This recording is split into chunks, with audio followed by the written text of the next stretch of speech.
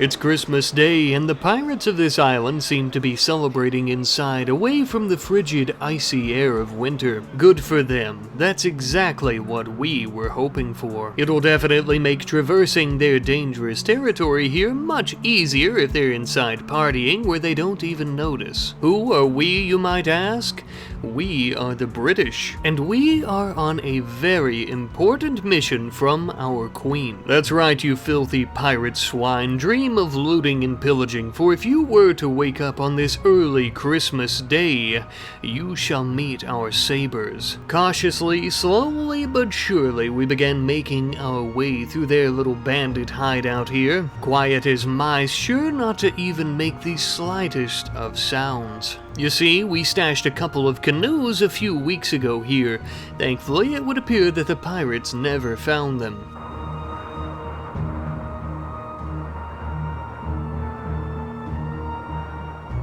We're traveling to a nearby, very small, unincorporated island. You see, our queen is expanding her empire, and with it that also means that we must partake and do her bidding. This small island will be absolutely perfect for what we need. Beautiful scenery and fertile grounds. Perfect for farming a few delectable cash crops such as tea leaves, eh? Upon this rock we shall build our tea farm, nay, our tea company and or tea empire. Just one little problem. After all that traveling, we are starving. Quite literally, we need food immediately. Lucky for us, this island appears to be quite fruitful, not only in fruit, but also in local wildlife like some beautiful honey badgers that I'm sure will taste absolutely delicious over a nice campfire. You may also notice that two of our soldiers got into a bit of a fist fight there as we were constructing our campfire. Not to worry, as I can promise you they have the Queen and the Empire's best interest at heart. Just a bit of playful roughhousing, I'm sure. Now that that quarrel has been resolved though, let us begin tearing down the ruins of some ancient civilization. That way we can build ourselves a few little wooden cabins.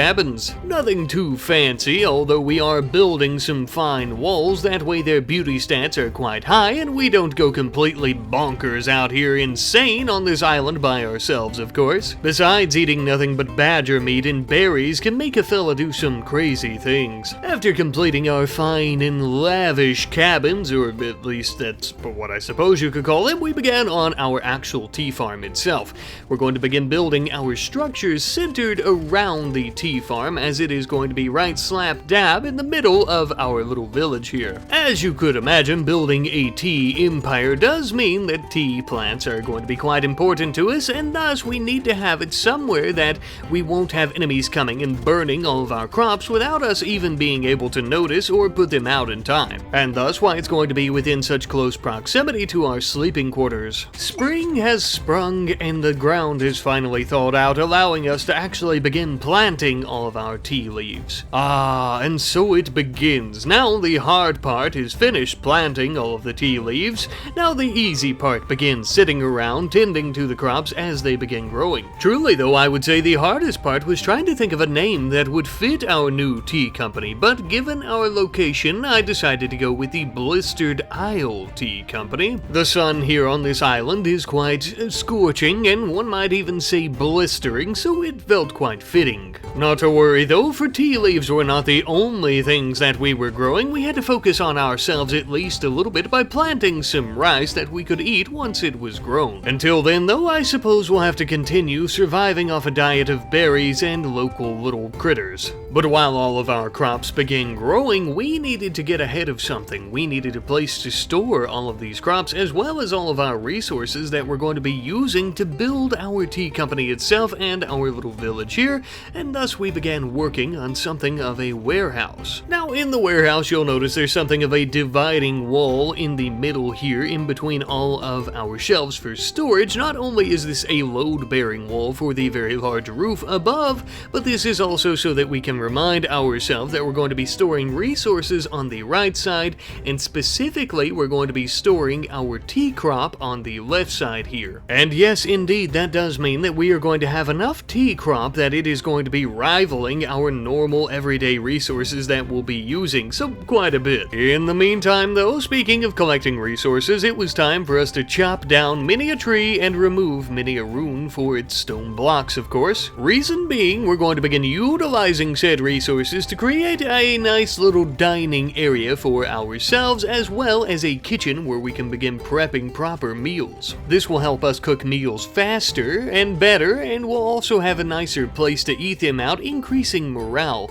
But not only that, a nice little dining room like this also has quite the social aspect to it. That way we can all meet up here in the mornings, have our breakfast, and get to know each other even better than we do now, increasing our moods, our happiness, and all that jazz, of course. But unfortunately, a little bit of time later, and it would seem that the French have detected our operations here on this island, as a small group of them have come to attack us. As these damn dirty bastards began to approach our newly founded village, we hid in some nearby hills and began firing at them. Things started heating up a bit when they started trying to stick their bayonets and their swords into our soft, squishy bellies. Thankfully though, it seems that one of these gentlemen forgot to equip his bayonet, and it was easy for us to come up behind him with the old blunderbuss and take his head off quite quickly. As for their remaining comrade, it would be easy for us to overwhelm her with the odds in our favor now. She would fall with one final gash of our saber to the back of her old noggin, eh? To our surprise though, she managed to survive taking our blade to the back of her skull, and though the gash was quite deep,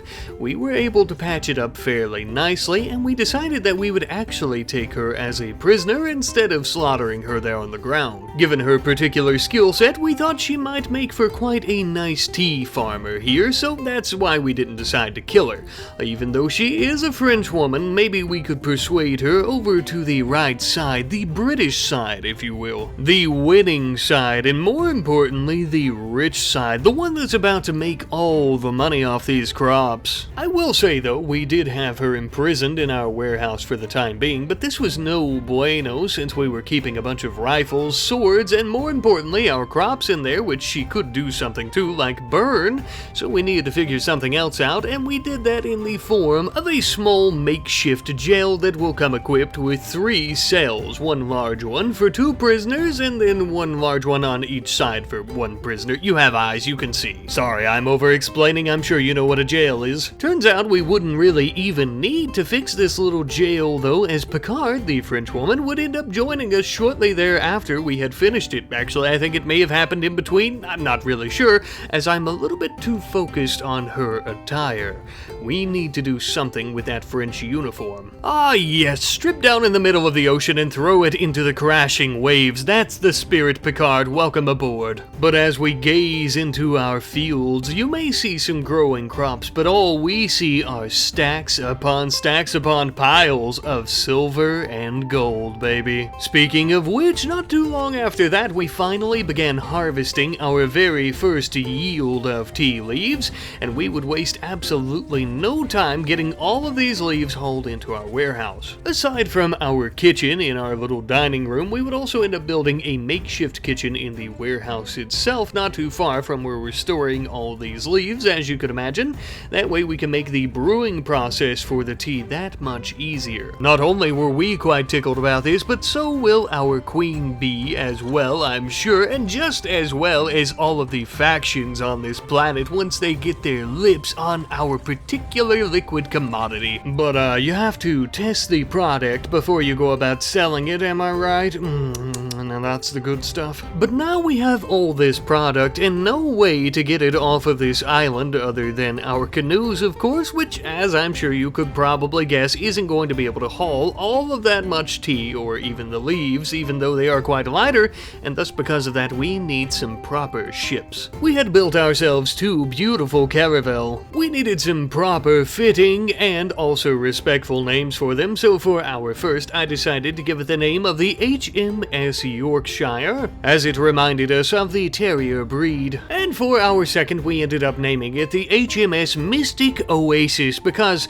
I'm just kind of mashing words together at this point. Before their maiden voyage, we would end up giving our 2 brand new ships a more fitting paint job for our royal benefactors. With that, it was time for us to begin loading up all of our product into the Mystic Oasis, and we were off. Sailing the ocean blue, we began to head south, as this was about the only area on the continent where there were any seaside cities where we could do some trading, and up the rivers and, places like that. We did have a French settlement a little bit to the southwest of us, but we're not exactly friendly with the French, so that wouldn't help us. This journey will also take a very long time, so we'll check back in with the crew a little bit later. Back home, we would be tending to our fields and producing more of our scrumptious products. We would also end up making some pretty major improvements in our roadways around the village and around the farms as well. Obviously, this is nothing too fancy, and I won't bore you with some big long description. It's just simply some dirt pathing. I will say not only did this help us move around quite a bit faster though, but it would also help prevent vegetation from growing up around our fields that would need to be cleared out every so often. Just attempting to make as many improvements as possible to make the business run even smoother than it currently is. One of these many improvements being some proper docks by the ocean. Now that we actually have some proper ships, we do need a proper place to store them all,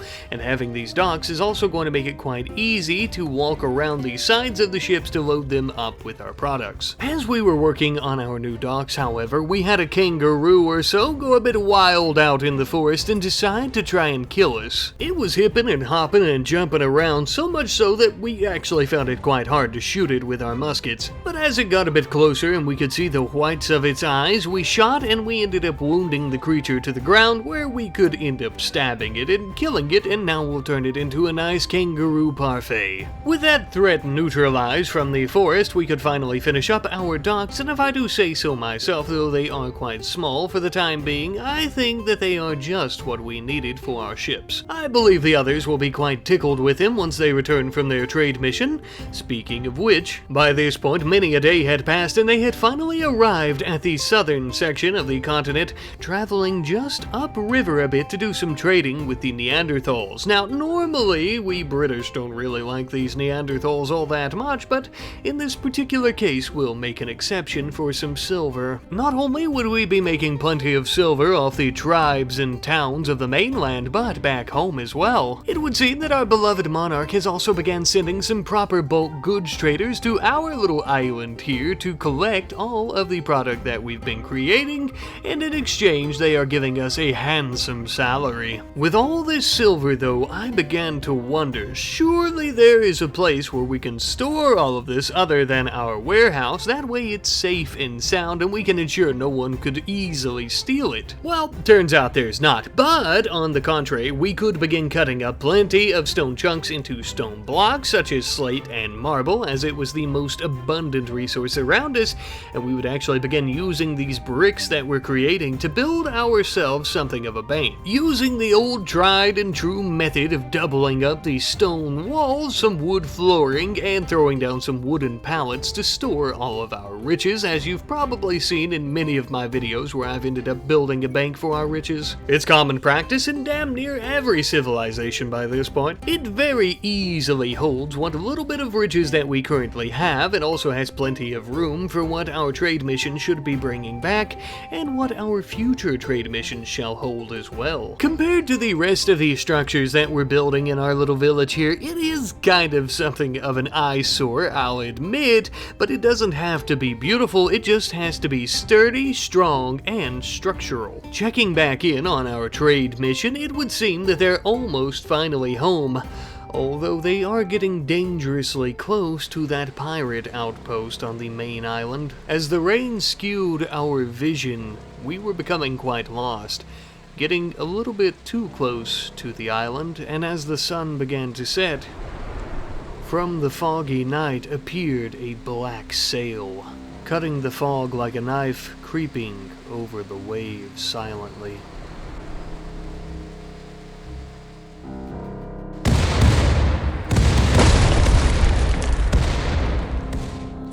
After taking on a barrage of cannon fire from a pirate vessel, we decided to get the hell out of Dodge. The pirate caravel would pursue, though, hot on our heels. If we had any chance of escaping, this was going to be close. Luckily, with our smooth sailing skills, we would manage to get away. but those pirates are going to be an issue for the future, no doubt. But I think it might be best if we decide to preemptively clear them out, if you catch my drift, or at the very least put some damn cannons on our very own ship so that we can fight back. But eventually we would finally return home thanks to our quick wits with sailing as well as the grace of God. Alice and Cecil quickly dumped all of our riches out onto the docks and hurried towards the village. As I'm sure you could guess, they were very eager to tell the others about their experience during their trade mission. To celebrate such a successful mission, as well as the fact that they didn't get blown to bits, Thompson decided to throw something of a soiree in the dining room. And of course, this little party was quite a banger. Here's to not being into 60 different pieces and also still being alive. Hell yeah. With them returning home though, we decided now with the extra manpower, this would be an ample opportunity to go about building a new structure before our next trade mission. This structure in particular was actually going to be a research hall. You can think of it like a Napoleonic laboratory of sorts. The reason for this construction is because we are going to begin some proper naval tactics research. This research will allow us to create 3 new different types of ships which are much larger than a caravel, much stronger with larger cannons, and also much faster with much larger masts and sails as well. Because by golly, if there's one thing that we Brits know how to do well, it's tea. But if there's another thing that we know how to do well, it's naval warfare, baby. But as our research is ongoing, we decided to add a little field of cotton to our crops. With winter just around the corner, it would be nice for us to have a proper textile that we can begin making some coats and other items out of. Something more effective than leather, that is. Then late one night, given the flavorful aromas coming out of our kitchen and dining room, it would seem that we have managed to attract and self-tame a small teeny tiny bunny rabbit. We instantly fell in love, and then I immediately decided to name the little bastard Teabag. This is what I don't think I have to explain this one, right? The others decided to give Teabag to Thompson as a gift. Out of context, that sounds a little strange, but nevertheless, it's because Thompson here appears to be something of a self-starter, a self-made leader, and thus everyone looks up to him and looks to him for decisions in the village. Speaking of decisions, the executive decision was made by everyone within the company to go about building some proper defenses around the village. Especially given the threat of the French and the pirates, we couldn't afford to not do this. We would end up filling every single corner and crevice of this damn village with plenty of wooden barricades, wooden spike traps, and even a couple of cannons here and there just for funsies, you know? But with that, my friends, I feel that the Blistered Isle Tea Company is one of the most well-defended spots on these islands, to be honest with you. Definitely on our little miniature island here for sure, and I think that we can handle damn near any threat that comes our way to protect our riches and to serve our kingdom. For queen and country, by God. Finally, after many a countless hour of research, our research into naval tactics would actually end up paying off in the, well, completion of the research, as I'm sure you can imagine. We wasted no time tearing apart our old vessels to make room for the new. Now, I do realize that it may seem a bit wasteful to go about deconstructing 2 perfectly good ships just to make room for some new, larger ones, but on the contrary, my friends, we would actually use the resources from our 2 old caravels to rebuild into a brand new vessel. With the combined resources from them both, we would end up creating our very first frigate. Now that is a proper British ship, if I do say so myself. Quite large, quite beautiful, and even quite powerful, bolstering several cannons on both the port and starboard sides. This is a ship to be reckoned with. But what to name it, you may ask? Well, I thought the only fitting name for it would be the HMS Mystic Yorkshire, since it is built out of a combination of resources from our 2 old caravels. It was either that or the HMS Frankenstein, and it just didn't roll off the tongue quite as well. By this point as well, the Prussian Empire had caught wind of our profitable company here and decided to begin sending their own trade caravans, to which we would sell them plenty of tea and tea leaves to make on their own time, and we made a shit ton of money, and I do indeed mean a shit ton. We would also end up purchasing a few other things like some stallions to ride into battle and also to ride around the village. We also purchased a few other things such as their chocolates, their finely woven rugs, and their finely woven apparel as well. Now, naturally, of course, we would also need a safe place to store our prancing ponies, so we quickly threw together a nice little field for them here that is encompassed in a wooden fence so they can't escape and roam off. I will say though, we hadn't planned on having any animals here at the tea company, so I think we're going to have to try to feed them some leftover tea leaves throughout winter because, well, we don't have any hay grass. But at the moment we have a few other priorities that we need to deal with, like the fact that there's a group of French folks who are coming to try to disembowel us. Funny enough though, we already had some reinforcements in the form of a British bulk goods trader.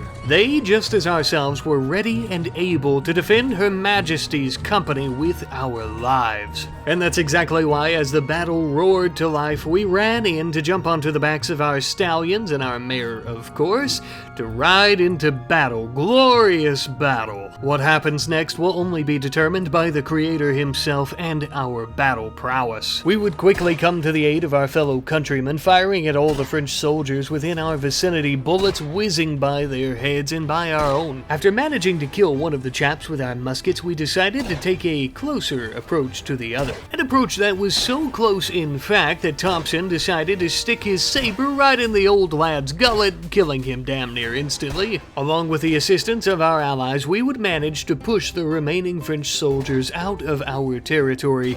And with that, my friends, our company was safe, our riches were safe, our products were safe, and this battle was ours. We would try to help out our fellow man as much as possible here, but as for the French, most of them would end up dying, either by our blades or by the elements, all except for one here who had a pretty decent skill set, and thus we decided to imprison them and begin recruiting him, of course. He'll make a great addition to the company and thus to our village, but something else that would make a great addition to the village now that the snow is finally beginning to fall and things are getting quite a bit colder would be some proper tail cap hats as well as some frock coats to keep us nice and snuggly warm. Most of these coats were simply made out of some plain leather and also some cloth that we had managed to grow just before the snow started falling and killing all of our cotton plants. But for example here, you may notice that Picard actually has a red soldier's coat on. And now this is just cloth, but you know, Picard's really proven herself to us, and thus I thought it would be okay for her to go about donning the old red coat, simply showing our gratitude to her, but also her loyalty to us. You may also notice that Thompson here is adorning some more elegant apparel to distinguish himself from the other soldiers. You could say that he's become something of a self-appointed magistrate here. With the icy grips of winter finally sinking into the company, the only thing that we could really do now was to go about harvesting as many tea leaves as humanly possible before the cold ended up killing them off, and then we would haul them into the warehouse where we would then begin turning them and brewing them into tea properly. I think it goes without saying, but I'll say it anyhow, we're not going to be able to go about growing any more leaves during winter, and realistically the only thing we can do is either sit around here at the company and twiddle our thumbs in the village, or we can load up our ship and do some trading. I think we'll take the latter. Thankfully, before we began our little frozen trade mission for winter though, we finally recruited the Frenchman that we had taken into our prison, who I'm going to refer to as Lim because I probably can't pronounce that name, but this also means that we won't have to leave someone behind to tend to him and we'll actually be able to take him with us. After collecting many more resources, we would also finally build ourselves a secondary frigate. Now, of course, we don't need the cargo capacity of both frigates to carry all the tea, as they can haul quite a bit, just one of them, of course, but the second one would solely be for defensive purposes of the first. This may also confuse any pirates who are wondering which one of the two frigates is actually carrying all the goods and silver. We would slap a nice coat of paint on this one, giving it a bit of a lighter color, and we also came up with an interesting name. This ship is going to be known as the HMS Dodgy Bloke. Oh man, I really am running out of name ideas, aren't I? But either way, regardless of the naming, it was time for us to set sail once more with both of our frigates and our cargo in tow, and that way we could go about doing trading with the Neanderthals, the other tribes, the friendly tribes, the Prussians, really anyone and everyone that we came into contact with that wanted a good old sip of tea, except for the French, of course. And once again, during this trade mission, we would make a vast fortune, much more than we had on our very first trade mission. Ah, how we look forward to stuffing our bank full of our newly found riches and profits. But before we do that, as we were making our way home, we thought it might be a good idea to go ahead and deal with our little pirate problem before it became a much larger nuisance to us. Christmas Day. To think, a year ago on the dot today, we were sneaking around this exact same outpost hoping to not get caught. Ah, how the tables have turned. No doubt the pirates are in there partying their little asses off. Some of them might even be so drunk that they're vomiting. The perfect opportunity for a sneak attack. As we prepared our cannons, we also prepped the ships of the pirates, unknowing to them of course, for demolition.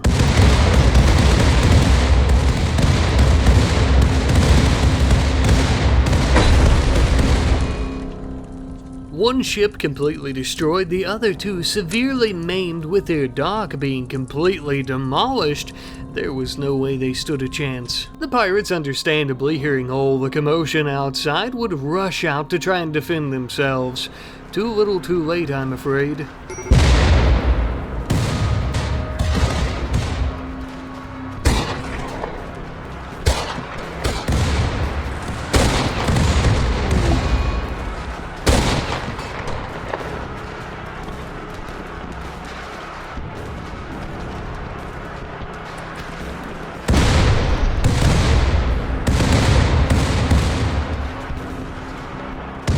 Well, this is definitely going to be one Christmas that we won't soon forget. Until next time, my friends.